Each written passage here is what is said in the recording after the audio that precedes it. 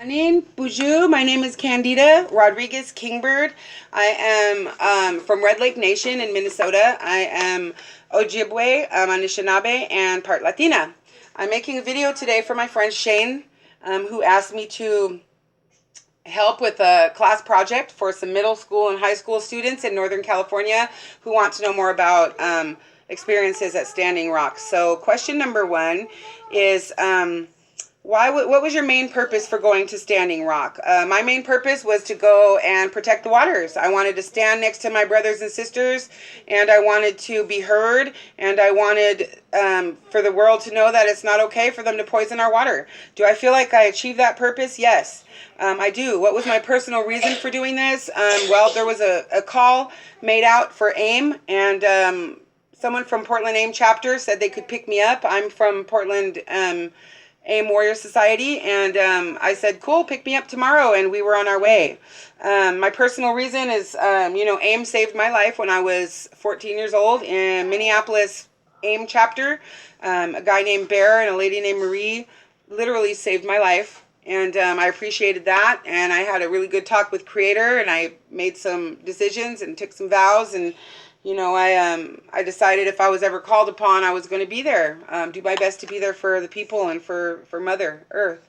And so when I got that call, I packed up my stuff and I went. Do I believe that this movement will encourage the younger generation to peacefully demonstrate for what they believe in, or do we think it may cause future violence? I believe that our kids are smart. I believe you kids are smart. I believe that all of our Native American kids and our kids from every color that went out there to pray over the water and to protect the water, I think that you guys are learning a lot out of this. And I think that you're seeing that. My hope is that even though, we're being abused out there and violated, that you are watching us remain peaceful and you are watching us remain prayerful. And my hope is that you'll follow in those footsteps and you'll carry that into the future. And when you do decide to be idle no more and stand up and fight for something you believe in, my hope is that you'll do it in a prayerful way, and that you will trust that our prayers work, and that you will trust that this is how Creator taught us how to deal with things, and that He's watching over us and He's there, and that our ancestors are there standing with us because we're praying during the fight. How long were you at Standing Rock? We were out there for about a month. We lived in an awesome military tent and camp. I lived there with my 4-year-old daughter, Mishike, and it was an amazing time. What abuses to both civil and human rights did you witness? Abuses to human and civil rights. First of all, just the pipeline in itself, the Black Snake in itself, is going through federal treaty land, and just that in itself is a violation. They have aircraft driving around 24 hours a day, just making noise when we're trying to pray, making noise during our ceremony. We've got aircraft, low-flying aircraft, in the middle of the night when people are trying to sleep with no lights on, which, they're illegally using that airspace up there. That's airspace over federal treaty land, and it's not to be used in that way. And so,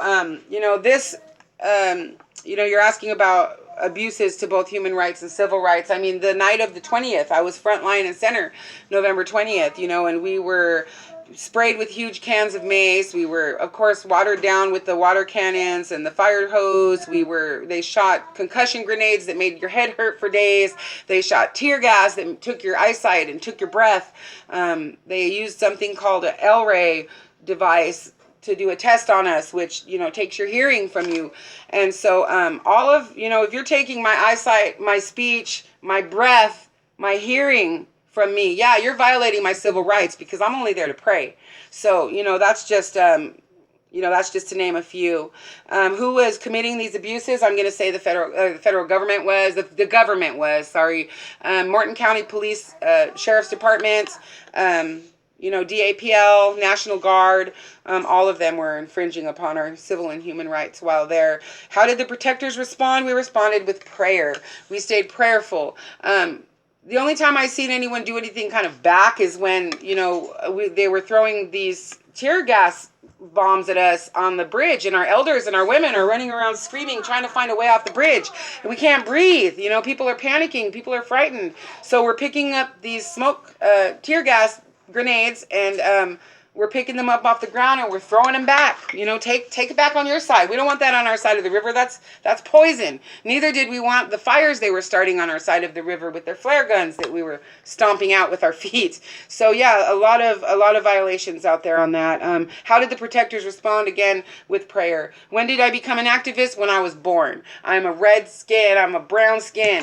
You know, a woman, and I believe that it is our responsibility to, you know, when you're born into a race or an ethnicity or a culture that has been oppressed for so many years and that has fought to keep alive, like not only our culture and our languages and our traditions and our ceremonies, but our people. I mean, I'm talking, you know, we've got, you know, the Trail of Tears. We've got, you know, Wounded Knee 1, we've got Wounded Knee 2, we've got, you know, the boarding school situations, we've got, you know, the relocation acts, the sterilization acts, the smallpox blankets. I mean, you know, the list goes on for the oppression our people have struggled to survive. And because of that, I feel like it's our duty and responsibility to stand up for our people, to stand up for our natural resources, to stand up for sustainable living, to stand up for anything that's going to empower our future and our children. And of course, that starts with our water. So it says,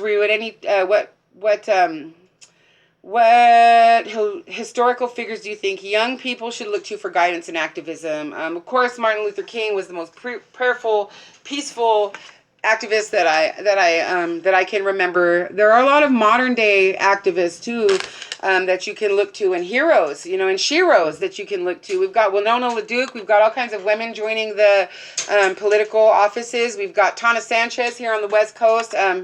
House representatives here in Portland, Oregon. And then, you know, you can go and, you know, you can read up on stuff that John Trudell wrote, stuff that Leonard Peltier wrote, you know, Clyde Belcar, all those guys, Dennis Banks. I mean, they're all people to look up to. Look up our chiefs too. They weren't all war chiefs. Some of them, you know, didn't believe in that kind of a fight, and they did the prayerful way for generations. So was I any time afraid while at Standing Rock? When and why?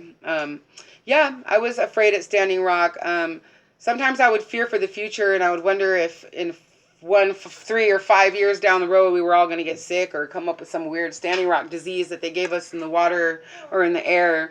Yeah, I was scared when I couldn't see and when I couldn't breathe. I was scared when I got shot in the ribs and maced in the face. I was scared when I was on the bridge and I didn't know if I was going to make it to the other side or not. I didn't know what they were shooting at us. I didn't know if they were using like live rounds, or I was scared when the lady next to me got shot in the face and I had to pick up her bloody shield. I was scared. I was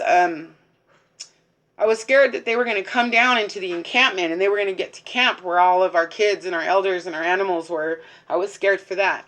And but most of all, I was scared for our water. I was scared for Mother Earth. You know, I saw a sign and a statue over there and it says, "Your mama didn't feed you oil, so why are you trying to make ours?" And I think that's a good way to look at it. I'm afraid for Mother. I'm afraid for her. I'm afraid for the water and what's going to happen if they continue that black snake and if it ever has a leak. So what future do you see in independent media and personal media playing in our world's future, and why? I think that that's going to be the way to go. I think that mainstream media is not always telling the truth. They smoke screen a lot of stuff for political purposes and for corporate America. So we need to be paying attention to those live feeds and those postings from different social medias and personal medias. People writing small reviews and blogs and stuff like that. Keep up on that. Why is this particular cause so important to not just you but to the world? Because this is our water. Mini Wuchoni, water is life. Because without this we die. Because poison, toxins, oil in the water, oil spills, none of that stuff discriminates. It'll kill you. And so, you know, water is life. That's why this is so important to me and to the world. I mean, this stuff is happening everywhere. We've fracked like 70% of the earth as far as I've heard, and that stuff doesn't replace itself. So we need to be careful with Mother. We need to be careful. We need to take care of her so she can continue to take care of us. What experiences, positive and negative, will I take away from this movement? The positive experience I'll take away is finding solidarity with people from all different colors, races, nations, and cultures. If you can get out to Standing Rock in a good way, go. It's beautiful.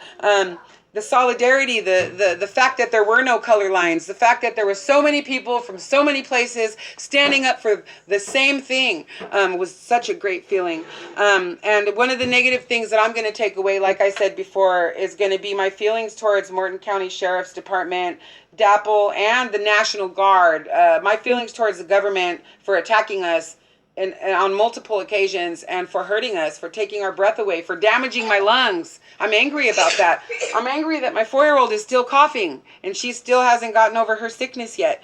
The message that I want to send to the world and to the kids in the future is just that we're idle no more. We are no longer the stoic Indian. We are no longer the all quiet, all knowing stoic Indian up on a cliff the way that the media portrayed us. Nor are we the warrior ready to jump out and burn some wagons. We are people. We are educated. We are professional people who are educated. We are spiritual people who are prayerful.